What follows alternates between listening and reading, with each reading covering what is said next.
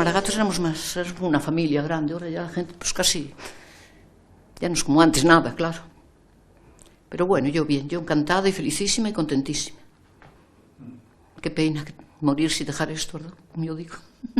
Maruja Botas, cocinera, maragata y nostálgica. Es toda una institución en Castrillo de los Polvazares, un pequeño pueblo de calles empedradas y casas recias y rojizas. Es uno de esos lugares con encanto que aparece en diferentes guías turísticas, perfecto para una escapada de fin de semana. Pero es más, es la villa mejor conservada de las que integran la maragatería, la comarca leonesa que tomó su nombre de un grupo social tan desconocido como influyente durante muchos siglos. Los maragatos eran arrieros, negociantes, muchos hicieron fortuna. Se les distingue pues porque tenían unas peculiares y rígidas normas internas. Aquí en Crónicas hemos escarbado en la historia de los maragatos.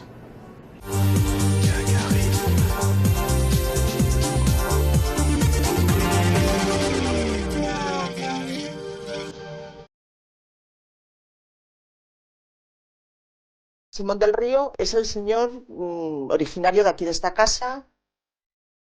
Esta señora es hija de Julia del Río. Julia del Río es la señora chiquitita que está con su madre que se llama Maisimina. Y bueno, después los otros pues ya son, estos señores son los padres de esta otra señora, o sea, tatarabuelos míos. Yo soy descendiente de arrieros maragatos, de aquí de Castrillo de los Polvazares.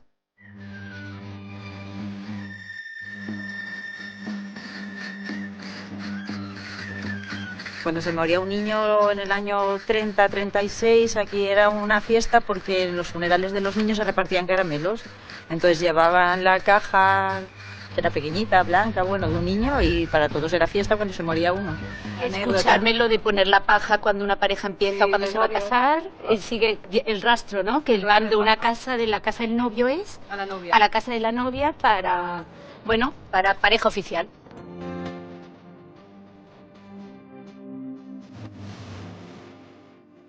Nací en el año 1946, aquí en Castrillo de los Polvazares.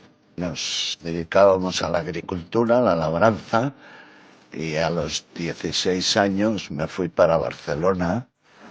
A primeros del 70 me fui para Suiza, hasta finales del 2006.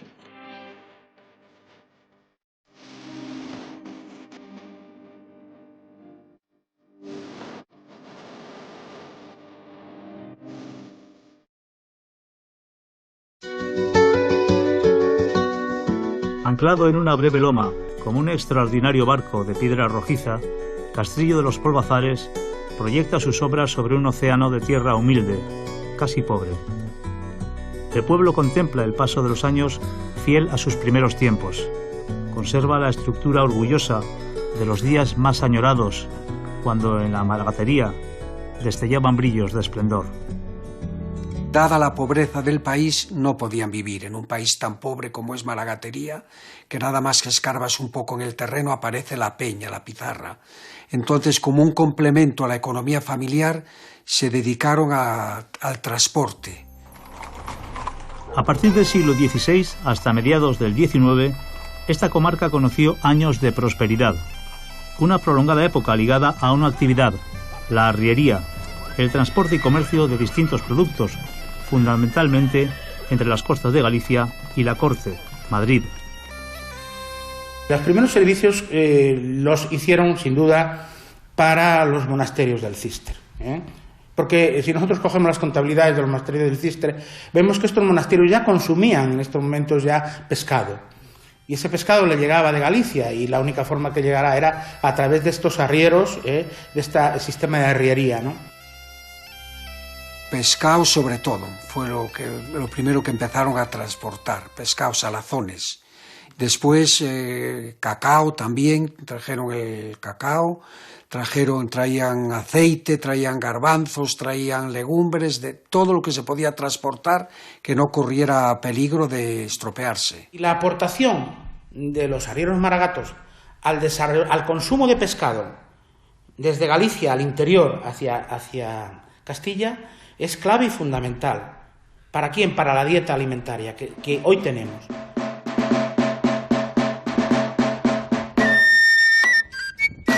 Fueron el 20% de la población de la comarca.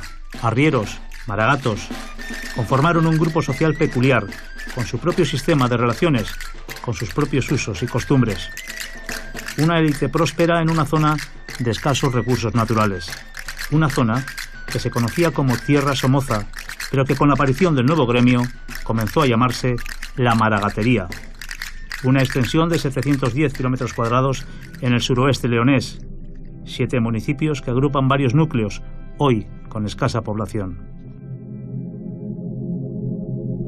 Al sur de la comarca se alza la... Pero sigue sin saberse de dónde viene este pueblo, si es que eran naturales de aquí o es una colonia venida de fuera. El término maragato surgió ligado a la actividad arriera. Hay teorías diversas sobre su origen, descendientes de moriscos, de celtas, de godos.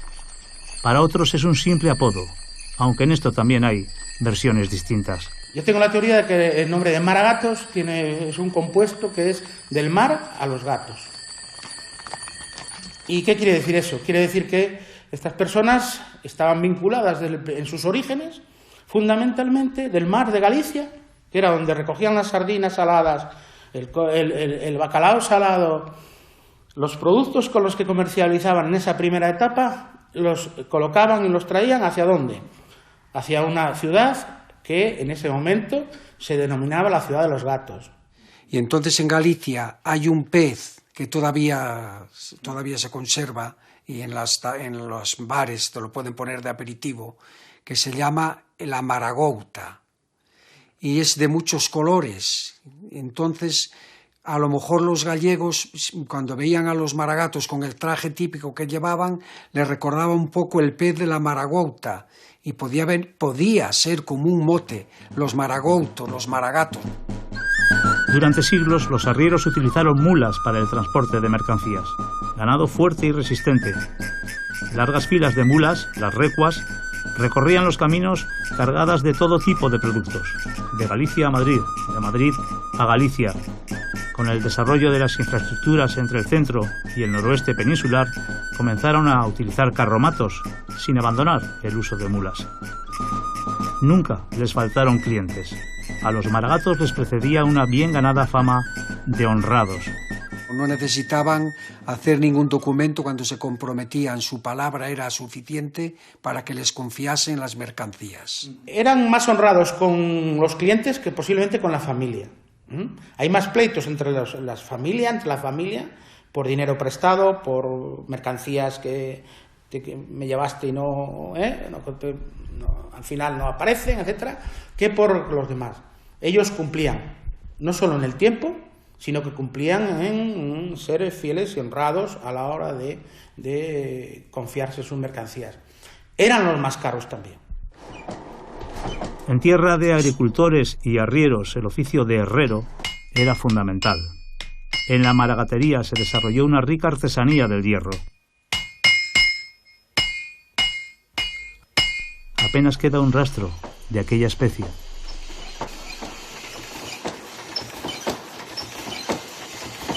Pepe el herrero ya no hace herraduras como antaño, pero aún enciende la fragua a diario, aviva el fuego a golpe de fuelle y somete al acero sobre el yunque. Ahora hace una navaja. Todas llevan su sello, el nombre de su pueblo, Valdespino. Yo empecé de 14 años a aprender el oficio con un tío mío y nunca gané nada, porque yo estaba trabajando allí con mi tío, por aprender el oficio no me pagaba nada. 3 años. Y esto era pues en el 47, la fragua. Y yo con el caballo. Su fama de honrados y la buena relación que siempre habían mantenido con la corona propiciaron que se confiara a maragatos el transporte de los caudales del reino. Una actividad que generó suculentas fortunas y acabó conformando, entre los arrieros, una élite de poderosas familias que protagonizaron entre los siglos XVII y mediados del XIX una época de auténtico esplendor de la arriería. De todo el noroeste, el dinero que llegaba a la hacienda de la corona, de todos los impuestos, era traído por los maragatos, mediante contratos con la hacienda del Estado. El Estado, lógicamente, les daba el monopolio del transporte del dinero. Ellos cobraban un interés del 3% de la cantidad transportada. Pero ¿dónde estaba la gran diferencia con otros arrieros que no podían participar? El Estado se quería cubrir las manos, exigía avales. Exigía avales por si pasaba algo con el dinero. Y de hecho alguna familia maragata, concretamente de Castrillo, una familia bota, se arruinó porque en el puerto le asaltaron, a pesar que tenían permiso de armas, etc., le asaltaron y le robaron todos los caudales del Estado. Tuvieron que responder con sus bienes. Fue en aquellos prósperos días cuando levantaron sus casas las poderosas familias de Castrillo, los Salvadores, los Botas, los Alonso, los de la Puente. Los documentos de la época reflejan que a finales del siglo XVIII había en la localidad 39 arrieros comerciantes y un censo de 215 mulas. Los maragatos potentados comenzaron a diversificar el negocio, a perfeccionar el sistema. Ellos no solo transportan para otros, sino que compran partidas de sardinas, compran barcos de bacalao enteros, compran cueros, compran lino, tejido, lo colocan para que lo tejan en Galicia y luego recogen el paño. La ermita de San Mamés tiene más de 3 siglos. Ha sido también casa consistorial, escuela y ahora centro sociocultural. Su construcción fue costeada por las poderosas familias arrieras, una muestra de la religiosidad de aquellas gentes que gustaban de atesorar relicarios e imaginería de santos y vírgenes. Sin embargo, una cosa es la religión y otra el negocio. Cuando la desamortización de Mendizábal, la élite maragata no dudó en adquirir fincas e inmuebles de la iglesia, pese a que la compra estaba castigada con excomunión. O sea, que murieron excomulgados. Y no obstante, dejaban en los testamentos 1000 misas para que digan en los diversos santuarios que ellos conocían de cuando hacían la ruta por su alma, por su eterno descanso. Pero habían muerto excomulgados, así que no sabemos dónde estarán. Santiago Ramón, hijo de Santiago Alonso y de María Antonia Cordero. En 13 del mes de marzo del año de 1793, yo, el infrascrito cura del lugar de Santiago de Millas, bauticé solemnemente y puse... Dentro de la élite de potentados maragatos destaca la figura de Santiago Alonso Cordero, conocido como Maragato Cordero. Arriero y político comprometido con la causa liberal, ocupó diversos cargos en la corte durante la primera mitad del siglo XIX, de diputado en el Congreso a presidente de la Diputación de Madrid. Célebre por su trayectoria política y por su extraordinaria fortuna. En su pueblo, Santiago Millas, se alza su imponente palacio. Personaje rodeado de leyendas nunca confirmadas, como la que cuenta que parte de su fortuna provino de un sorteo navideño de lotería en el que consiguió tal cantidad de premios que el Estado hubo de acordar con él un pago fraccionado. Parte de ese pago habría sido el solar de la Puerta del Sol, donde construyó la que aún se conoce como Casa del Maragato. Leyendas al margen, Santiago Alonso Cordero dejó su impronta en la historia por su carácter emprendedor. Impulsó, por ejemplo, la construcción del canal de Isabel II. Formó parte también del grupo de maragatos que crearon en 1852 la empresa de diligencias del Poniente de España, capaz de unir La Coruña y Madrid en tan solo 3 días con sus 3 noches. La aventura empresarial duró poco más de 2 años. Se adivinaba ya la llegada del ferrocarril.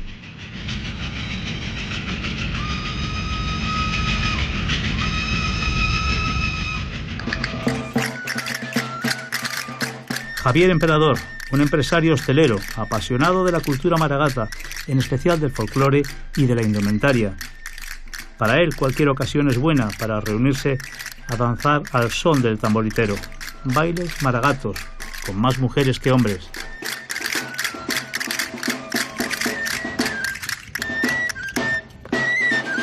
Recordamos que el maragato es un hombre arriero, está fuera continuamente, y entonces lo que no queda nunca es la mujer sin bailar. Entonces no es extraño en el baile maragato que hagan hileras de mujeres y hileras de hombres. Un hombre puede llegar a bailar con 2, 3, 4 mujeres y nunca queda la mujer sin bailar.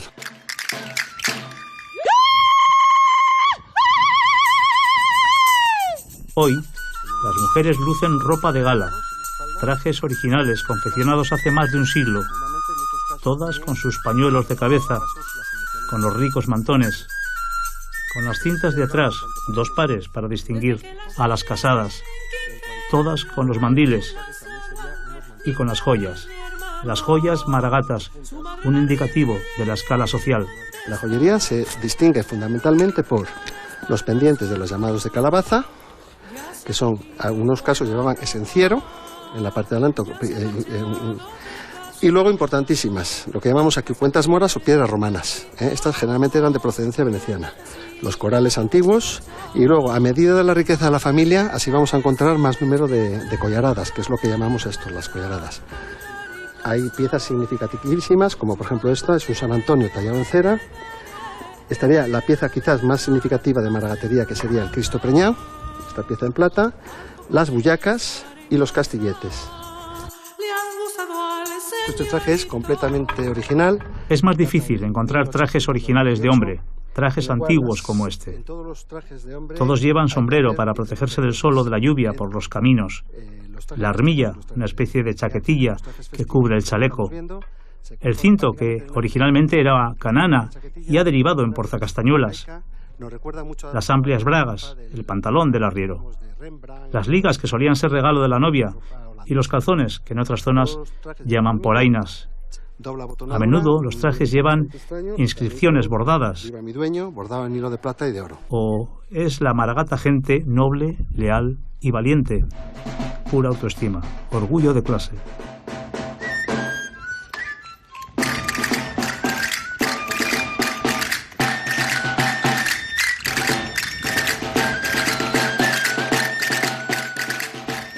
Esto es madera de brezo o gur, que es la misma. Es madera muy dura, muy bronca, porque no tiene hebra ninguna, y entonces yo las cocía en agua, que estaban mucho tiempo cociendo, y luego se recogían, y había que tener cuidado en un sitio donde no lo diera el aire ni el sol, porque si no, raja. En su pequeño taller de Molina Ferrera, Herminio Arias, 86 años, da forma con su navaja a una flauta maragata. Desde que se jubiló, dedica buena parte de sus horas a la afición que le acompaña desde sus años mozos. Hoy es uno de los últimos artesanos de la madera en la maragatería. De sus manos salen castañuelas, anillos, cucharas, tenedores y flautas, aunque las flautas, dice, tienen poco mercado. Pues yo le estoy cobrando 70 euros la que toca bien. Se venden pocas. Tamboritero, si tiene 2 o 3 y son buenas flautas, ya tiene para toda su vida.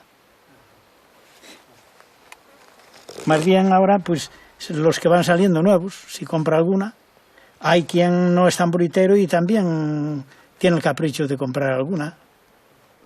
Los instrumentos típicos son la flauta, o la chifla más bien le llaman en el Bierzo, aquí en maragatería es flauta, y el tamborín, que le llaman aquí tamborín.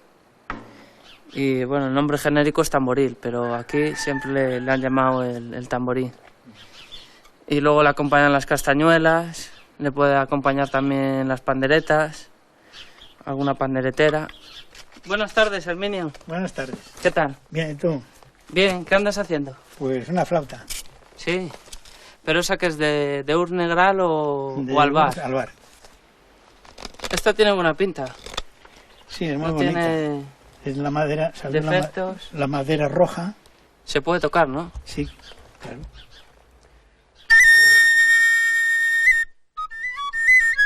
David Andrés, un joven valor del folclore maragato, tamboritero premiado, reclamado en festejos y eventos diversos.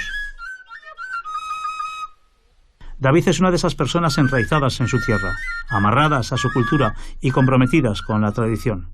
Un eslabón que asegura la continuidad. Sí, esa tiene la voz muy clara. Sí. Yo creo que me puede valer. Sí, esa toca muy bien. Habrá que ajustarse en el precio.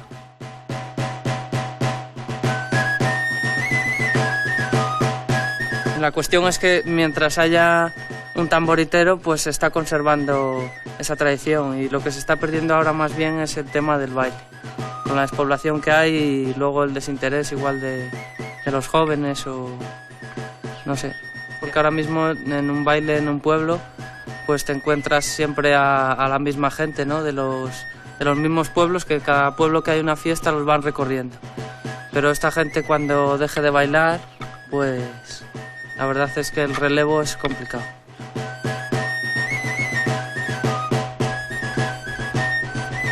David Andrés recoge la herencia de otros tamboriceros del pasado, de Titeleno, de Cardana y sobre todo de Tía Aquilino.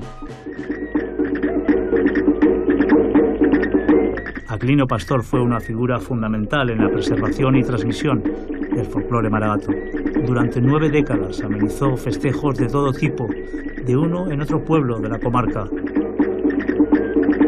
Incansable con su flauta y su tamborín, vestido siempre con el traje de maragato que él mismo, sastre de oficio, se confeccionaba. Yo me recuerdo de mozo que decía, vamos a hacer una cena en casa de la señora Enriqueta.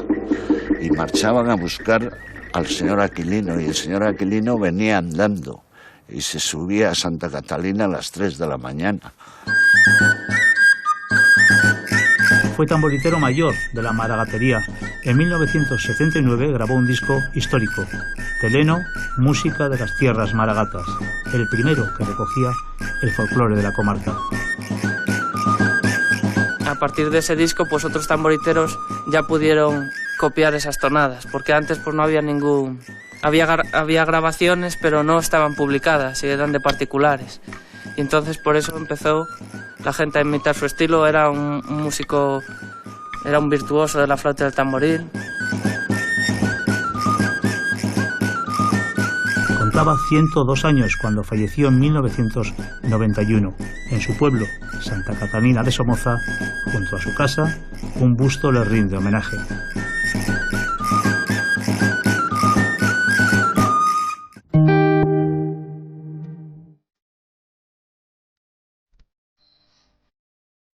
Lorenzo recuerda su boda, una boda apresurada.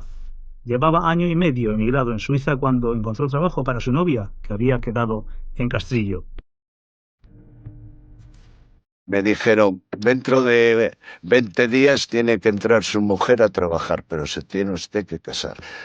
Y cogí mi avión en Ginebra, me vine a Madrid y me presenté aquí en Castrillo. Y se lo dije a mis padres, digo, vengo a casarme y en 3 semanas tenemos que regresar. Y llegué a casa de mis suegros y de mi mujer hoy y le dije, pues vengo a casarme, así de sopetón. Y claro, se quedaron todos fritos, porque aquí las bodas había que preparar y había que dar 3 proclamos en la iglesia seguidos, 3 domingos.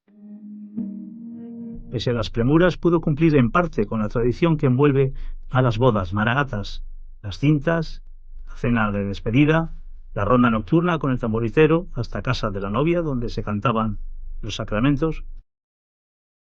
Castrillo de los Polvazares pertenece a la región de la maragatería, que guarda con fruición la riqueza de sus costumbres típicas contra toda invasión exótica. Los maragatos van primero a casa del novio y le acompañan con el padrino y el alcalde a casa de la novia.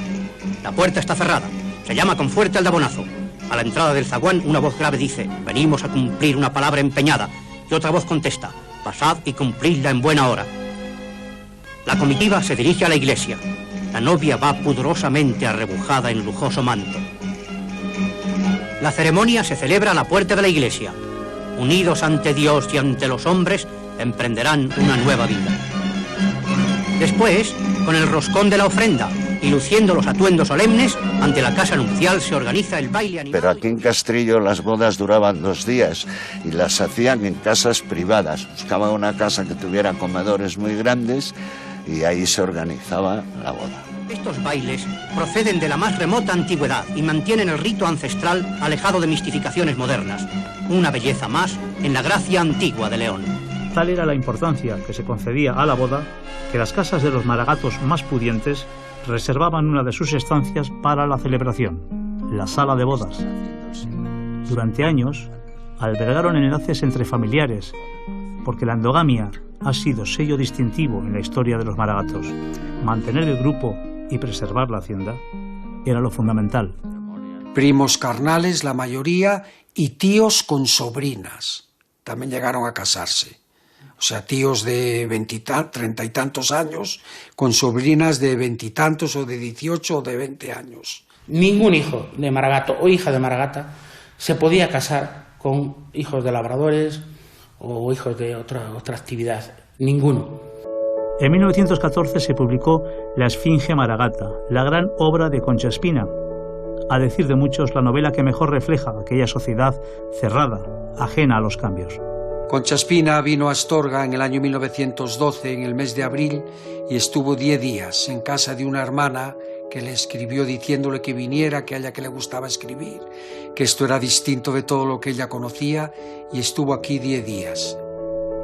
La casa en la que Concha Espina pasó aquellos días que inspiraron su novela resiste hoy el avance de la ruina, con un cartel de Se vende pegado a su fachada, junto a una placa que recuerda su mejor pasado.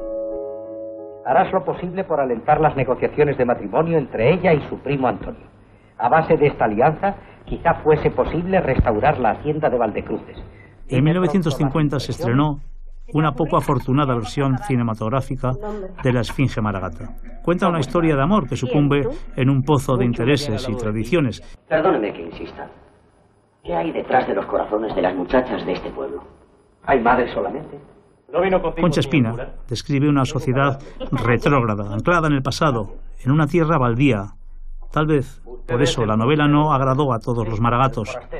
La acción se sitúa en Valdecruces, un pueblo imaginario inspirado en varios pueblos de la maragatería, entre ellos Castrillo, que dedicó plaza y placa a la escritora.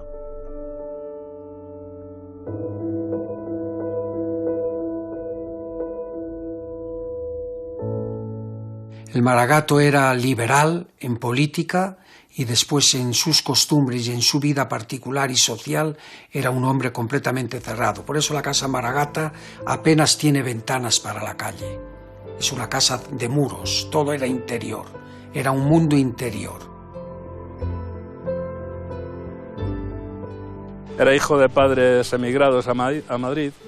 Me llevaron a los 2 años y estuve hasta los 28 viviendo en Madrid. Había trabajado siempre de dibujante antes de salir de Madrid y empecé a dibujar y a hacer acuarelas. Y con eso y poco más, pues voy tirando.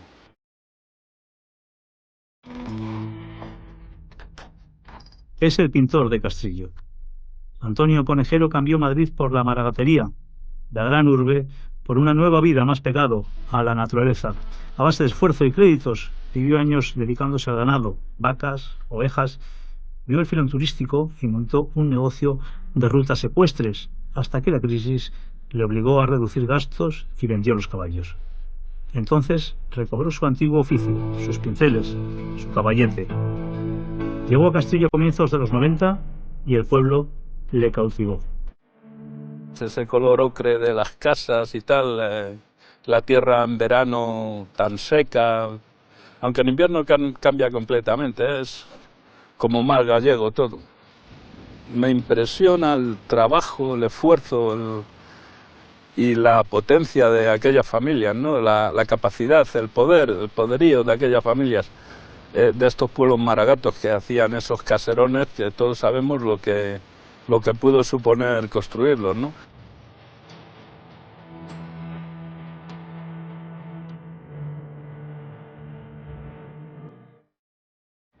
Hay una arquitectura popular que no podríamos decir que es una arquitectura maragata, sino que responde simplemente a la arquitectura popular que puede existir en cualquier otra comarca, en cualquier otra población. Lo que sí hay una diferenciación, y ya ahí podríamos decir que es maragato, es la casa arriera o arquitectura arriera maragata, que es de una casa popular normal cuando se adapta a una actividad como es la arriería. Entonces ya el tipo de casa cambia y va incorporando elementos que una casa normal no tendría. Podríamos, si queréis indicarlo, que es ya la entrada, el portal, el portón, el portalón que le sigue, donde estaría el carro, el corral y toda la zona para caballerías, etc. Esta es la típica casa maragata en la cual vamos a encontrar elementos arquitectónicos que se han preservado 100%. Fundamentalmente lo que las define son estos arcos de entrada, que es la puerta carretal por la cual introducen hacia el interior todos aquellos productos que traen como arrieros para luego ser vendidos desde la Galicia hasta Madrid, y un poquitín donde conservan, mientras tanto, y protegen sus carromatos y sus enseres. Este arco importante, y luego casi todas llevan estos pollos, que es, en todas las casas los veremos, para subirse y poder montar bien sobre las caballerías. Vamos a acceder al interior.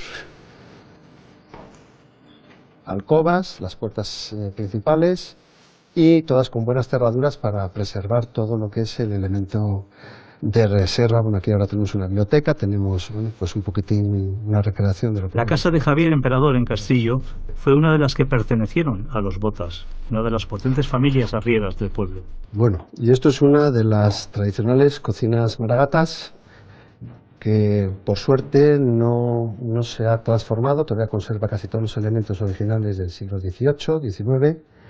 Podemos ver el típico yard, la típica chimenea, la encimera sobre la que se hacía el fuego, lo que designamos aquí pregancias, las cadenas que sujetaban los potes pues para los guisos, donde esas maderas rematan con una especie de latones que impedían que accediesen a esas varas los roedores para comerse los chorizos y las viandas, ¿no? Aquí lo que se comía era la morcilla, el chorizo, el yacón, un poquitín toda esta comida tradicional y fuerte y dura de aquí de la tierra, con la que luego se elaboraron estos ricos cocidos. Se distribuía en gran alcoba y en la alcoba pequeña, que es realmente donde dormían. Es una pequeña habitación en realidad, pues también un poco para preservar lo que son los espacios del calor, de la temperatura. Lo que no escatimaban era a la hora de construir cuanto a los sistemas de mayor importancia dentro de la casa. O sea, digamos, los muros. Los muros de mampostería son de un gran espesor, de un espesor superior al que se necesitaría para sostener, para soportar la cubierta o los forjados. Es decir, ellos consideraban que las partes interesantes o fundamentales de la casa tenían que durar generaciones, y en eso no escatimaban. En 1980 Castrillo fue declarado conjunto histórico, lo que, junto al empeño de sus vecinos, ha contribuido a su extraordinaria conservación, aún a costa de imponer estrictos criterios a la hora de realizar obras. Claro, cuando uno le imponen, cuando uno lo obligan, haz esto en tu propia casa y a cambio no te dan nada, pues eso no gusta a nadie. Pero bueno, pese a eso, pues como te digo, yo creo que el pueblo se ha seguido conservando, no por esa obligación, por haber sido patrimonio, porque en teoría hay unas leyes que nos obligan a conservarlo, sino por el propio buen gusto de los vecinos, que han restaurado sus casas con muy buen gusto y han mantenido las casas pues tal cual estaban. Piensa que es costosísimo, no tiene nada que ver mantener una casa con un tejado de teja que tenemos, con estas paredes de piedra, que una casa normal. El coste se te dispara, es infinitamente superior. Con el ferrocarril llegó el declive de la arriería. Fue a partir del último tercio del siglo XIX. Ellos se consideraban comerciantes, arrieros y negociantes, por encima de todo. Y no invirtieron en el desarrollo industrial, ni invirtieron en la industria de su tierra, como es la industria textil del Val de San Lorenzo. Es más, despreciaban a los artesanos del Val de San Lorenzo y nunca invirtieron en esa industria, cuando en el siglo XIX pasa a las famosas mantas del Val, ¿no? El Val, ¿no? Ese tu zagalejo, zagalejera, a cuántos le ha servido de cabecera. Son imágenes de Dolores Fernández, la Maragata, hace casi 4 décadas, en su viejo telar, elaborando mantas artesanas. A Dolores le tentaron para trasladarse a Barcelona con su taller, pero no quiso moverse de su pueblo, Val San Lorenzo, cuna de la producción textil de la maragatería, una actividad que pervive desde la Edad Media. Dolores fue otra figura clave para la conservación de la tradición textil y del folclore de la comarca. Falleció en 2003.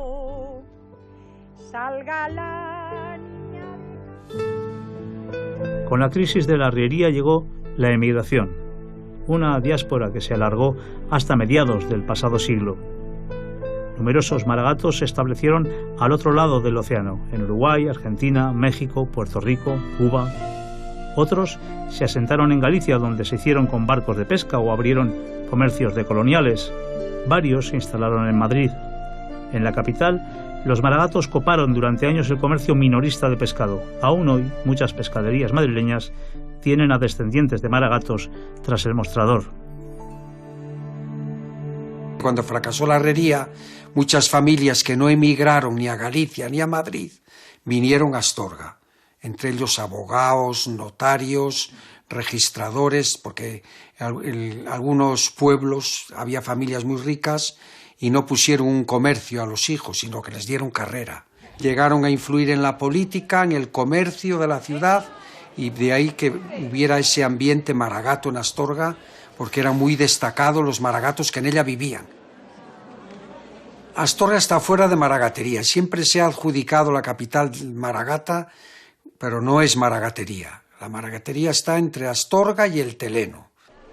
Sea como fuere, lo cierto es que Astorga, la Astúrica augusta de los romanos, es desde hace tiempo el gran escaparate de la maragatería. Juan Zancuda y Colasa, una pareja de maragatos, llevan más de 2 siglos marcando las horas en el reloj del ayuntamiento. La figura de otro maragato, Pedro Mato, corona un pináculo de la catedral. Nadie sabe a ciencia cierta quién fue ni por qué está ahí. El incendio del archivo eclesiástico por las tropas napoleónicas destruyó los documentos sobre su origen, rodeado de misterio desde entonces. Yo siempre llevaba a Castrillo y a la maragatería, pero sobre todo a Castrillo, lo llevaba muy dentro.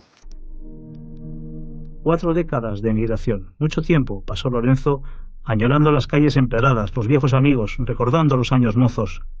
Cuando se prejubiló, para 10 años, pudo al fin regresar. Las cosas, claro, habían cambiado. Cuando regresé, pues Castrillo faltaba más de la mitad de la gente. Podemos decir que debe haber unas 100, no me quiero equivocar, 170, 180 casas, y te puedo decir que puede haber todo el año me refiero, todo el año abiertas, pues puede haber 35, 40 casas. Sí que es verdad que hace unos 7, 8 años todavía éramos menos y en los últimos años ha ido aumentando el número de gente que quiere vivir aquí. Yo creo que ha sido por 2 cosas. Una, porque el precio de la vivienda aquí era extremadamente alto, entonces se ha producido que con la crisis esta que ha habido en todo el país, pues han bajado casas, ha habido alguna oportunidad, ha habido gente que se ha comprado una casa, y otra ha sido que mucha gente ha huido de las ciudades, alguna pareja, y ha venido y se ha instalado aquí. En los 70 la despoblación hizo imposible mantener unos mínimos servicios y el ayuntamiento de Castrillo pasó a ser una pedanía dependiente de Astorga. Los 80 vecinos del pueblo se reparten hoy entre jubilados, algún artesano, varios empleados que a diario se desplazan a Astorga y hosteleros. Tenemos 8 establecimientos hosteleros, 3 hospederías y los fines de semana, incluso a diario, pues es una procesión. Castrillo es una procesión de gente, un ir y venir.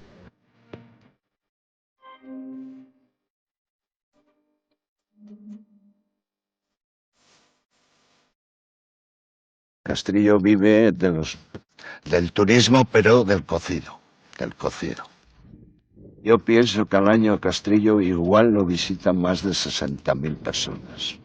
No vienen todos a comer el cocido, como está claro, pero vienen a visitar a Castrillo los Polvazares. En casi todas las listas de pueblos con encanto aparece Castrillo. Parte de ese encanto está sin duda en sus robustas casonas rojizas y en sus calles. Hola Maruja, ¿qué tal estás? Pero otra parte tiene como responsable directa a Maruja Botas. Venía a encargarte a ver si para el domingo me podías hacer cocido. Es que es muy tarde ya. Yo lo tengo que hacer con mucho tiempo.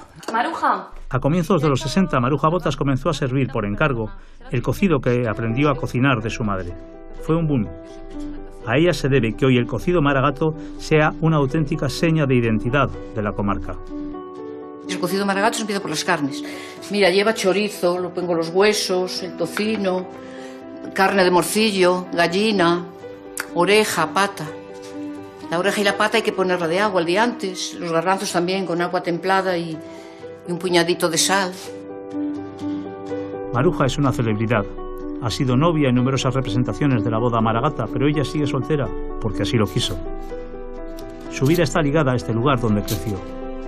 Fue el casino, el centro de reunión de los vecinos del pueblo, donde durante años estuvo el único teléfono de Castrillo.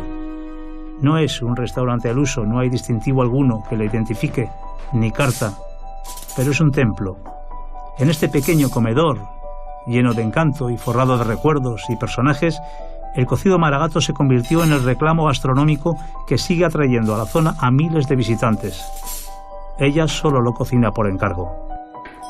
Es muy íntimo, por eso tiene encanto.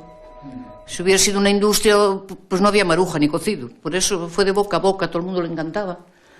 Vienen, se sientan todos en el mismo sitio. Tengo grupos de hace 20 años, lo repiten todos. Yo cuando me dicen, ¿pero por qué le has dado tanta fama? Digo, bueno, no es el cocido solo, es un conjunto de cosas. Vienes como a tu casa. Dicen, pero es un restaurante. Digo, es una cosa muy rara, no sé lo que es.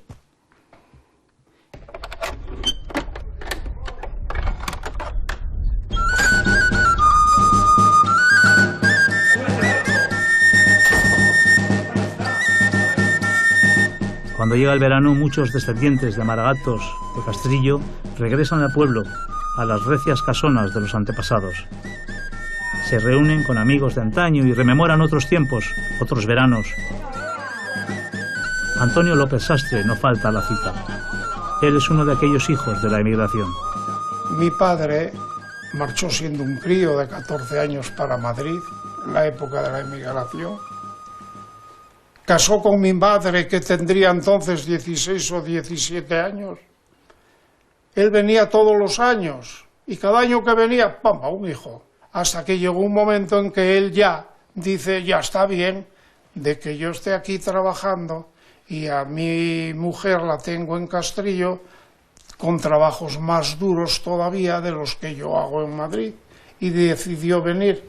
Se acababa de terminar la guerra civil, y entonces pues allá en el año pues 40 por ahí, pues emigramos todos a Asturias, a Oviedo. Médico traumatólogo, Antonio López Sastre es una persona apreciada en Castrillo, al punto de tener una calle dedicada.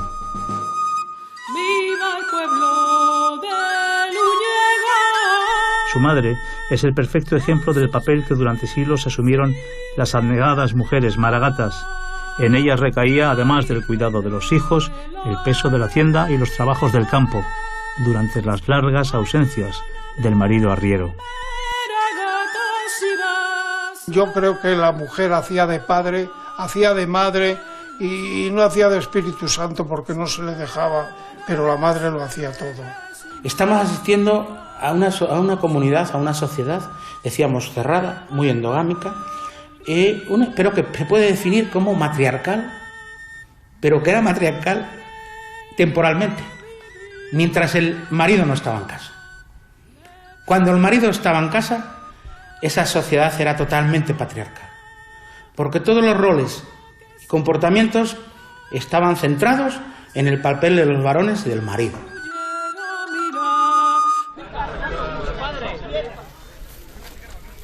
Con los festejos veraniegos suele recobrar vida la bolera.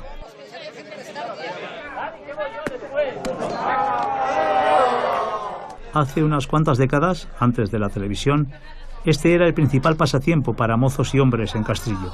Nada había como una partida de bolos maragatos. Cuando yo era niño, la alquilaban y la cogía un señor por 100 pesetas al año o lo que fuera.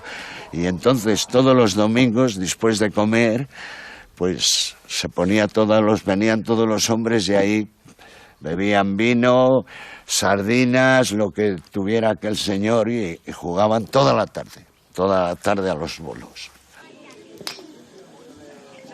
Había unas partidas terribles y se sentían las voces desde yo que sé de dónde. Había una afición terrible en la bolera, entonces jugaban mucho los solteros contra los casados, los de Castrillo contra los de Murias.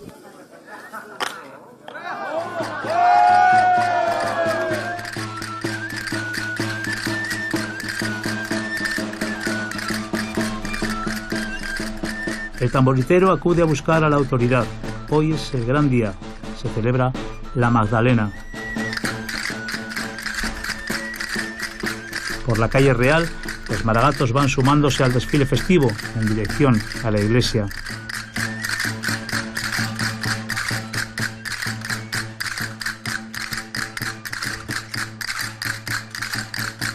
Recogen a la Santa y comienza la procesión de la Magdalena. Todos lucen sus mejores galas, la ocasión lo exige.